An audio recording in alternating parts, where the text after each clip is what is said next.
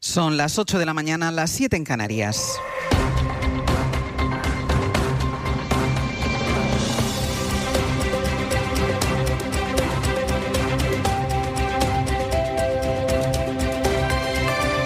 En la cadena SER,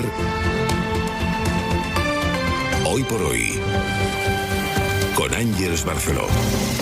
Hola, muy buenos días. Les saludamos esta mañana desde el Paral·lel de Barcelona, desde una de las salas más icónicas de esta arteria de la ciudad, El Molino. Estamos sobre un escenario que es historia del espectáculo, de la cultura, pero sobre todo es historia de la vida en esta ciudad. Un molino remodelado, modernizado, adaptado a los nuevos tiempos y que es una muestra perfecta para explicar hacia dónde va esta ciudad culturalmente, porque lo que Barcelona quiere es recuperar ese pulso que siempre había tenido, volver a ser ese punto de referencia que la convertía en lo que ya está volviendo a ser, punta de lanza de la modernidad, de la vida cultural, sin olvidar nunca ese punto canalla que se sigue paseando por este Paral·lel. De todo esto vamos a hablarles a partir de las 10 de la mañana, pero antes hay que volver a la actualidad y poner un día más el foco sobre la Franja de Gaza. Estados Unidos ha rechazado esta noche por enésima vez una resolución en el Consejo de Seguridad de la ONU para exigir el alto el fuego. Es un texto que pide el fin de la hambruna y también la liberación de los rehenes israelíes que siguen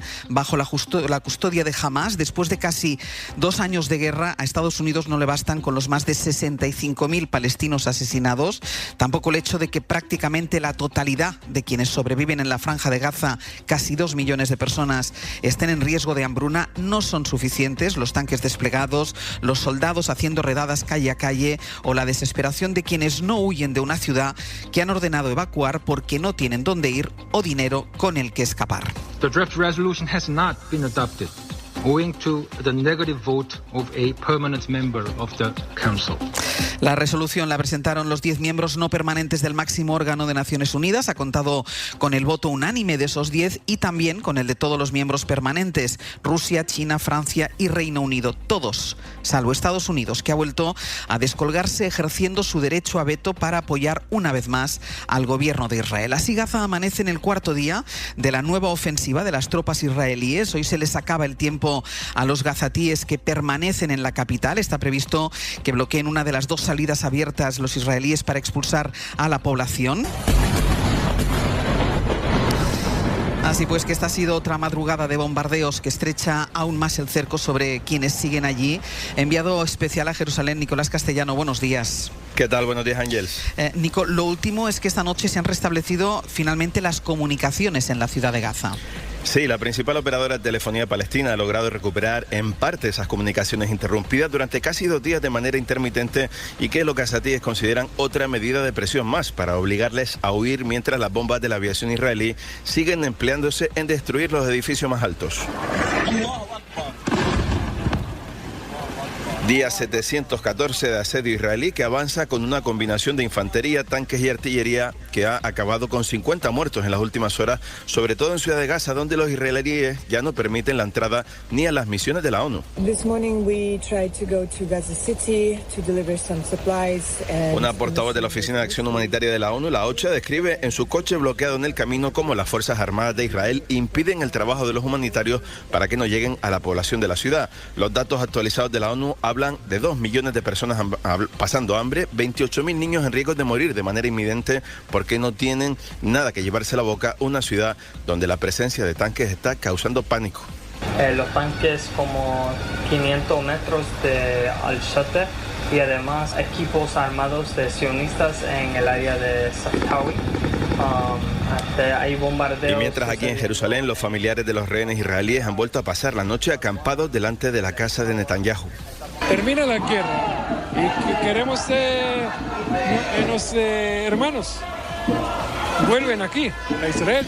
Daniel, amigo de la familia de un joven secuestrado que se cree con vida aún, acusa a Netanyahu de mantener la guerra por su pura supervivencia política. Así es como mientras la ONU o Europa son incapaces de alcanzar acuerdos para frenar a Israel, Netanyahu avanza en esa fase de demolición de la Franja de Gaza que ahora quiere convertir en un proyecto de bonanza inmobiliaria. Aquí en España, se lo adelantábamos ayer precisamente la SER aquí en esta misma hora, el fiscal general del Estado ha ordenado abrir una investigación sobre los posibles crímenes crímenes de guerra cometidos por Israel. La orden llega una semana después de que el gobierno de Netanyahu acusara a Pedro Sánchez de haber lanzado una amenaza genocida contra su país por decir que España no puede frenar el genocidio contra Gaza porque no tiene bombas nucleares. Y a este último movimiento judicial no hay respuesta oficial de Israel, Nico, pero sí lo recogen los principales medios de ese país. Sí, lo recogen el Times of Israel, el Jerusalem Post, el Haaretz y también las televisiones. Por ejemplo, el Jerusalem Post titula: España dice que investigará las violaciones de derechos humanos en Gaza para ayudar a la Corte Penal Internacional, y destaca también las limitaciones del concepto de justicia universal que tiene España. En todo caso, dice este medio israelí que pueden aportar pruebas a los procesos abiertos tanto en la Corte Penal como en Naciones Unidas. Nico, gracias. Seguimos en el abierto. Hasta luego. Hasta luego. El resultado de la investigación que va a emprender la Fiscalía no se va a juzgar en España. Las conclusiones las remitirán a la Corte Penal Internacional y a la Corte Internacional de Justicia. Pero ayer Dolores Delgado reveló aquí en este programa que entre las víctimas de esas violaciones de derechos humanos hay españoles. Miguel Ángel Campos, buenos días. Hola, buenos días, Ángels. La Fiscalía no aclara ni las identidades de las personas afectadas ni si entre ellas hay víctimas mortales. Esa sería la única vía que permitiría a la Audiencia Nacional abrir una causa penal.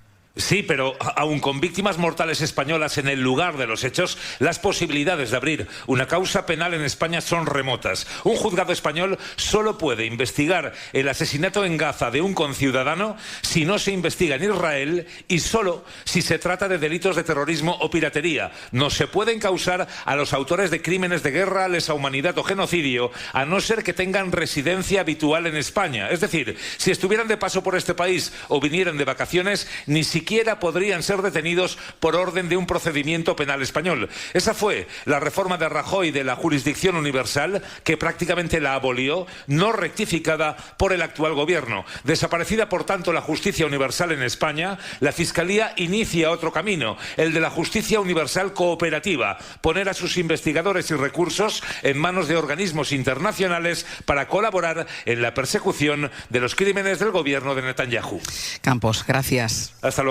Por lo pronto, el Gobierno celebra el movimiento de la Fiscalía. Todo lo que sea actuar y hacer que el ordenamiento jurídico nacional e internacional se imponga sobre la barbarie, podéis entender que me parece lo más razonable y diría lo necesario. Para el Partido Popular no es más que otra cortina de humo para no hablar de otros asuntos. Lo que tiene que hacer el fiscal general del Estado es dimitir. Es lo que tiene que hacer y no buscarse escudos para protegerse a sí mismo. Pero la verdad que yo imagino que la Fiscalía pide investigar esto con la misma intensidad que pidió no investigar los correos de Begoña Gómez. El PP, que lleva toda la semana maniobrando para contrarrestar el tono de Ayuso sobre Gaza, avala, por cierto, su estrategia de condecorar con la medalla de oro de la comunidad a la organización de la Vuelta Ciclista. Bueno, a los gazatíes se les acaba el tiempo para huir de su propia capital y los líderes europeos siguen sin ponerse de acuerdo en cómo referirse a la tragedia que viven. El canciller alemán Friedrich Merz y Pedro Sánchez reflejaron anoche en rueda de prensa las dos posturas que incapacitan a Europa para dar una respuesta unitaria a la masacre de Netanyahu en Gaza. Uno y otro cuidaron mucho sus palabras y lanzaron juntos un mensaje de presión a Israel, pero hasta ahí llegó su capacidad para acercar posturas. Guillermo Lerma, buenos días. ¿Qué tal? Buenos días, Ángels. Porque ambos apelaron a la historia de sus países y aseguraron compartir objetivos en Gaza, pero no la manera de lograrlos. Merz dejó muy claro que Alemania no piensa hablar por el momento de genocidio. Tampoco confirmó si apoyará las medidas propuestas por la Comisión Europea y dejó claro que para él no es el momento de reconocer al Estado palestino. Dijo el canciller alemán que su gobierno está al lado del de Israel, aunque no comparta, dijo Merz, su reacción desproporcionada, que es como calificó la ofensiva de Netanyahu sobre Gaza. Alemania es uno de los países que pone freno a que Europa imponga sanciones a Netanyahu. España, sin embargo, empuja para acelerarlas. Merz justificó su postura por la historia de su país. Insofern teilen wir die Kritik im Vorgehen. Wir teilen nicht miteinander. Sánchez también apeló al pasado para defender que Netanyahu se equivoca. Nosotros hemos sufrido distintos terrorismos y sabemos cómo vencer al terrorismo. Y desde luego no se le vence como está haciendo Israel. El gobierno de Netanyahu no se le vence haciendo un ataque indiscriminado sobre la población civil. El resultado de todo ello no va a ser solamente una Israel más aislada, sino también una Israel más insegura. Creo que es muy importante trasladar al gobierno de Israel que su estrategia está profundamente equivocada. Porque no Para Merz es Hamás quien tiene en su mano la posibilidad de acabar la guerra, liberando a los rehenes, dijo, y dejando las armas. Guille, gracias. Hasta luego. La otra derivada del encuentro entre Merz y Sánchez estaba en la oficialidad del catalán, el gallego y el euskera en la Unión Europea. Es uno de los compromisos del PSOE con Junts, que en paralelo anda pendiente de los frutos que pueda dar de sí el encuentro de Zapatero con Puigdemont para buscar su apoyo a los presupuestos y cuyo principal obstáculo es precisamente Alemania. Sánchez volvió a pedirle anoche al canciller su apoyo en este sentido, pero Merz esquivó confiando la solución al desarrollo tecnológico a medio plazo. Wir werden alle eines Tages über künstliche Inteligenz keine Dolmetscher mehr brauchen. Dijo que entendía la particularidad lingüística en España, pero cree que el asunto se resolverá por sí solo con el desarrollo de la inteligencia artificial cuando ya no haga falta traductores para que se entiendan los eurodiputados. A la vuelta, las últimas novedades en la investigación del caso Koldo. ¿Lo escuchas? Es la libertad de conducir un 100% eléctrico. Y esto es la tranquilidad de asegurar tu coche eléctrico en Línea Directa. Uno de los seguros mejor valorados en España, según la consultora Intelliance. Cámbiate a Línea Directa y te mejoramos el precio de tu seguro directamente. Llama al 917-700-700 o ven directo a lineadirecta.com. El valor de ser directo. Aquí tener anuncios no es algo que tú puedas elegir.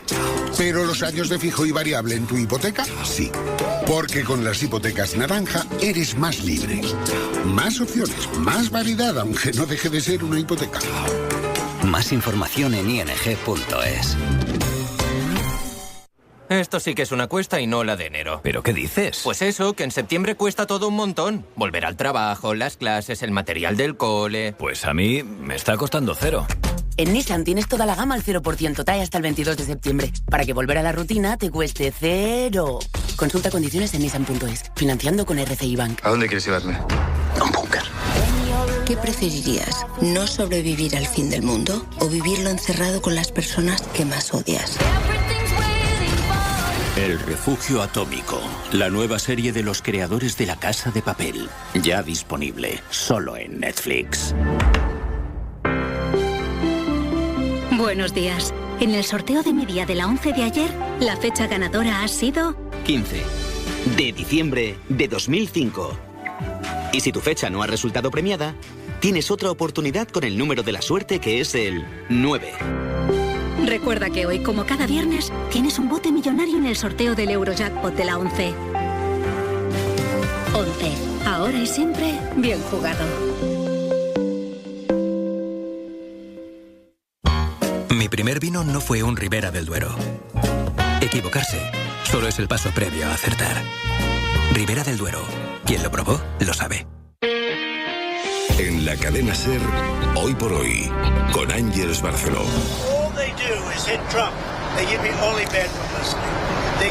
La crónica internacional se escribe por la repercusión de la cancelación del programa que el cómico estadounidense Jimmy Kimmel llevaba 22 años presentado. Donald Trump ha amenazado esta noche, lo acaban de oír, a bordo del Air Force One a las grandes cadenas con retirarles la licencia si siguen la estela de las críticas. Kimmel criticó a sus simpatizantes por usar políticamente el asesinato de Charlie Kirk. Ayer se multiplicaron las denuncias en Hollywood y entre los demócratas. Corresponsal Sara Canals, buenos días. Buenos días. El actor Jason Bateman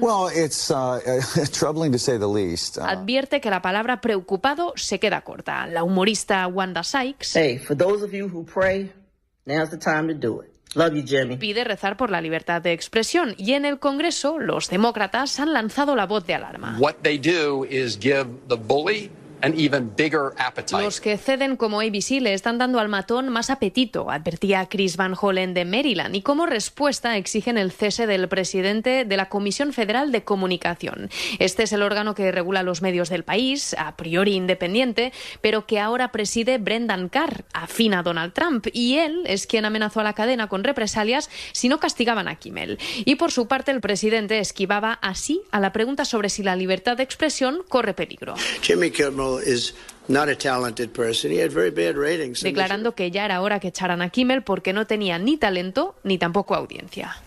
Pues Pues precisamente Trump, de visita oficial en Reino Unido, uno de los países más contundentes en la condena por la invasión rusa de Ucrania, admitió ayer que Putin le ha decepcionado, el mismo que dijo que 24 horas serían suficientes para acabar con la guerra en Ucrania. Ayer se excusa en que a veces las cosas acaban siendo lo contrario de lo que tú pensabas. Lo dijo en una rueda de prensa con el primer ministro Keir Starmer, en un encuentro en el que ambos esquivaron sus diferencias por Gaza o la inmigración, lograron una puesta en escena de absoluta sintonía. Corresponsal en Londres, Lucas Font. El encuentro entre Keir Starmer y Donald Trump ha estado mucho más marcado por los halagos que por los reproches. El primer ministro británico hablaba de una nueva era, mientras que el presidente estadounidense hacía mención a la amistad inquebrantable entre los dos países. Los dos líderes han pasado de puntillas sobre asuntos espinosos como la intención del gobierno británico de reconocer el Estado palestino. Decía Trump que es uno de los pocos asuntos en los que tienen discrepancias, y también en la cuestión migratoria, aunque Trump ha llegado a recomendar a Starmer desplegar el ejército para frenar las llegadas irregulares al Reino Unido. Más sintonía han mostrado en su intención de añadir presión sobre Rusia para poner fin a la guerra de Ucrania. El propio Trump ha reconocido sentirse decepcionado por Putin, pero sin duda el mayor éxito, según los dos líderes, ha sido la firma de un acuerdo de prosperidad tecnológica que ha abierto la puerta a inversiones de cerca de 290.000 millones de euros a ambos lados del Atlántico. Un pacto con el que Starmer confía en reactivar la economía y crear más de 7.000 puestos de trabajo en las zonas más deprimidas del país. Páramo, buenos días. Hola, ¿qué tal? Buenos días. Mira, para aquellos accionistas de Banco Sabadell que puedan tener alguna duda después de 16 meses de noticias y opiniones sobre la oferta de BBVA, ha llegado el momento de resolverlas. Hay un equipo preparado para resolverlas todas sus dudas por teléfono en el 800-080-032 o en cualquier oficina de BBVA, sean o no clientes. Es una oportunidad única y es ahora. Avanzamos. BBVA. La oferta ha sido autorizada por la CNMV. Folleto disponible en cnmv.es y en bbva.com, así como en las sedes de BBVA, Banco Sabadell, la CNMV y las bolsas de valores. Don Simón, limonada y naranjada, me gusta la vida entera, lo mismo en verano y en primavera. Ahí la tienes de naranja, ahí la tienes de limón, que es la número 1 y la tiene Don Simón, Don Simón, Don Simón, Don Simón. En Alcampo, del 19 al 21 de septiembre tienes la corvina a 8,99 euros el kilo. Oferta disponible en tu tienda y en alcampo.es, Península y Baleares. Y disfruta de las ofertas a €1 hasta el 5 de octubre. En Alcampo sales ganando. Una tela de araña es una obra maestra de la ingeniería. Estructuras perfectas que sus autoras tejen en lugares olvidados. Por ejemplo, el depósito de un coche que no necesita repostar. Nueva gama híbrida Cupra con hasta 130 kilómetros de autonomía eléctrica y 900 de combinada. Descubre más en cupraofficial.es. Cuando pagas tus impuestos vuelven. Vuelven en cada pensión que devuelve el esfuerzo de toda una vida. En una ayuda para emprender un nuevo proyecto. Vuelven en la piscina cubierta de tu barrio que te mantiene en forma. Lo que das cuando pagas impuestos vuelve a ti.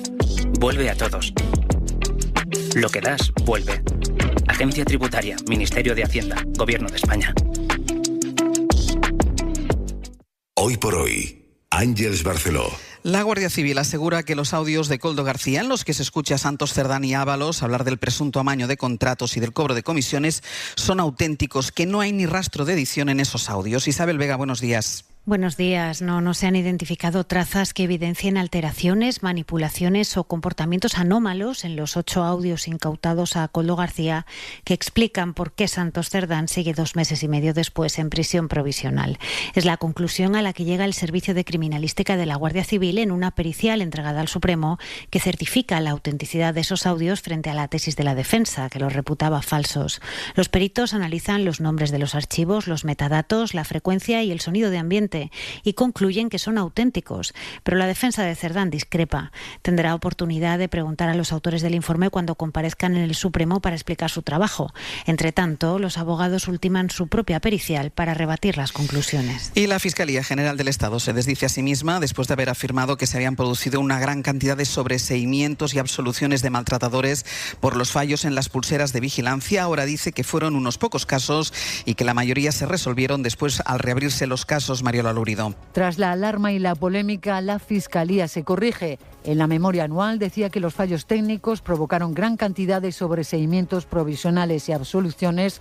Ahora dice que esa expresión fue desafortunada y que lo que se quería manifestar era la preocupación de los fiscales. En la memoria se habla de incidencias reiteradas, ahora dice que hubo problemas puntuales en un periodo concreto.